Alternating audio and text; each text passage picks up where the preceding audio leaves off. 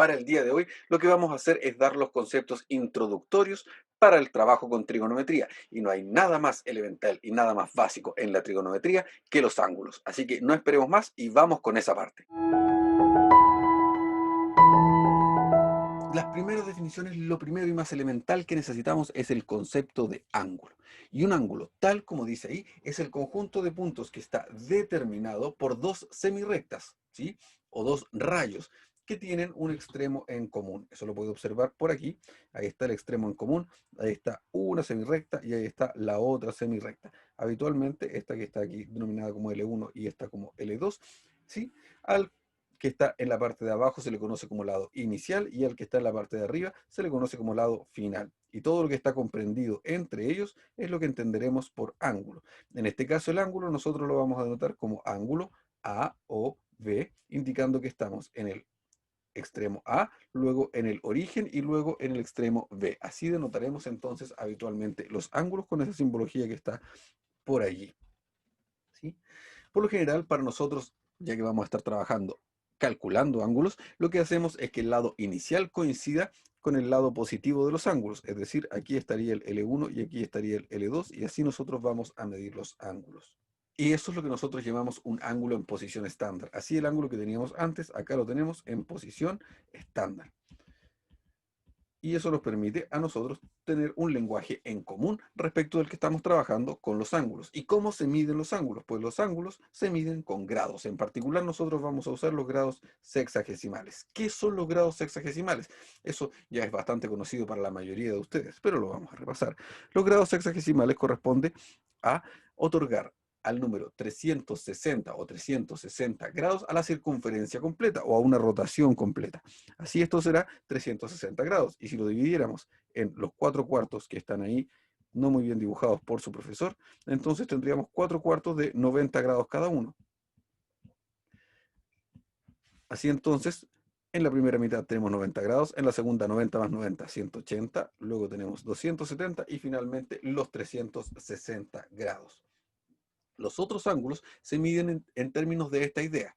Así, si tomamos un tercio de este, estaremos hablando de 120 grados. Si tomamos un cuarto de este, tendremos 90 y así. Así es como nace la idea de los grados sexagesimales. Así entonces, aquí tenemos un ejemplo de un ángulo de 120 grados.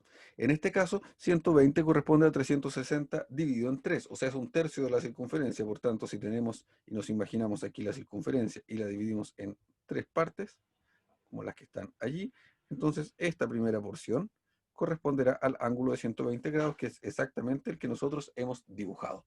Y ahí está los 120 grados. Los ángulos tienen signos. Así, un ángulo va a ser positivo si lo medimos en el sentido antihorario, contra las agujas del reloj, y va a ser negativo si es que lo medimos en el sentido horario. Así, por ejemplo, entonces, tal como está dicho ahí, si nosotros damos 3 vueltas en sentido horario, si nosotros damos 2 rotaciones en sentido horario, resultamos en 720 grados. Y si damos 3 rotaciones en sentido antihorario, lo que tenemos es 1080 grados. Todo depende justamente entonces de hacia dónde estemos apuntando. Recuerde que los ángulos serán positivos si están medidos solo en sentido horario. Un detalle importante respecto de los ángulos es que para los ángulos no tienen relevancia las vueltas, sino que importa dónde comienzan y dónde terminan. ¿Qué es esto? El ángulo de 960 grados que ahí se plantea corresponde a dar una vuelta, luego otra vuelta y finalmente terminar por allí. Y lo que nosotros hacemos habitualmente para saber a qué ángulo es equivalente es quitar esas vueltas y simplemente quedarnos con la porción final, es decir, quedarnos con ese trocito que ahora estoy marcando en amarillo. Y ese trocito que ahora estoy marcando en amarillo, que es ese, no tan así, hagámoslo más bonito, que es ese, corresponderá a 240 grados. ¿Y cómo sé que corresponde a 240 grados? Pues lo que uno hace es quitarle las vueltas. Y por ello es que aquí está descompuesto el 960, ¿sí? Como 360 por 2, que corresponde a 720, más 240. ¿Por qué? Porque eso se traduce como 2 vueltas. 2 veces 360 es dar 2 vueltas y luego medir el ángulo. Importa dónde empieza e importa dónde termina, pero no la cantidad de vueltas que hay entre medio, porque en ese caso los ángulos serán equivalentes.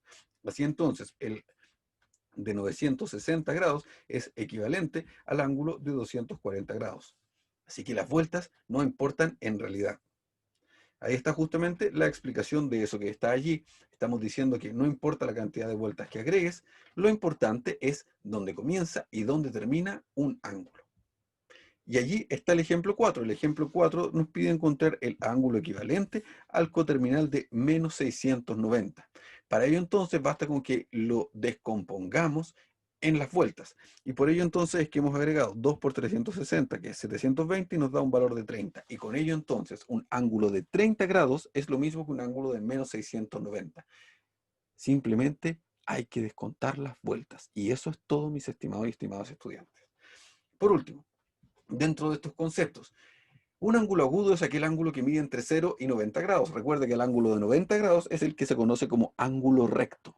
El ángulo que se encuentra entre 90 y 180 grados se conoce como ángulo obtuso. Y el ángulo que está extendido, es decir, el de 180 grados, corresponde al ángulo plano, llano o extendido, dependiendo del libro que usted esté citando. Además, si dos ángulos juntos suman 90 grados, se llaman ángulos complementarios, mientras que si juntos suman 180 grados, se llamarán ángulos suplementarios. Pero este tipo de medición, que es el tipo de medición con grados sexagesimales, no es el único, y de hecho no es el científico. La forma de medición científica es la medición mediante radianes. ¿Y qué es lo que hace la medición mediante radianes?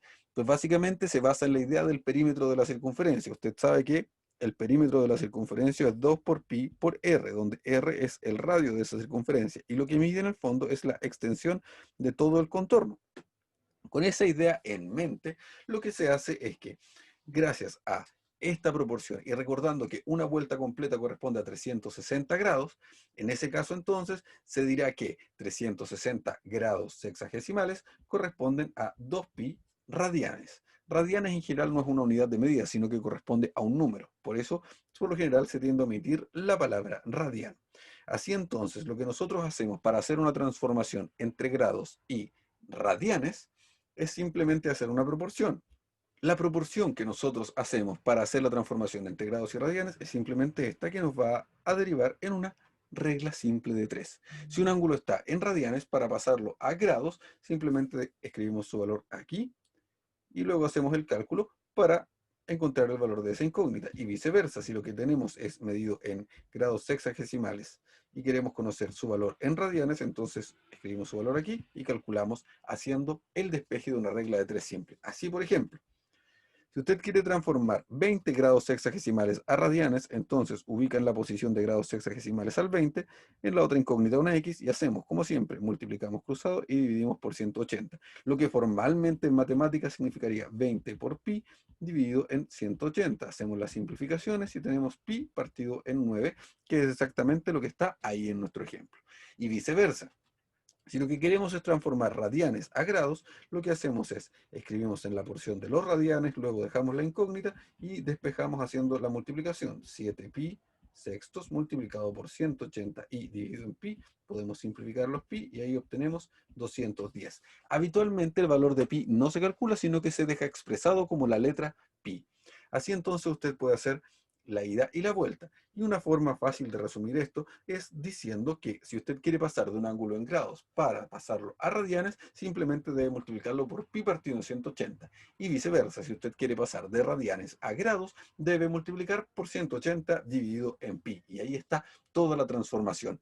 Y con ello, mis estimados y estimadas estudiantes, ya tenemos la base de lo que necesitamos. Tenemos los elementos de los ángulos. Sabemos lo que es un ángulo, sabemos cuál es el lado inicial, cuál es el lado final, cuál es el sentido positivo, cuál es el sentido negativo, cuáles son los ángulos agudos, los obtusos, el ángulo recto, el ángulo extendido, y además sabemos la diferencia entre ángulos complementarios y ángulos suplementarios. Y además conocimos que no existe una única manera de medición, sino que existe también la forma de medición científica conocida como radianes, y vimos cómo podemos pasar desde uno hacia el otro.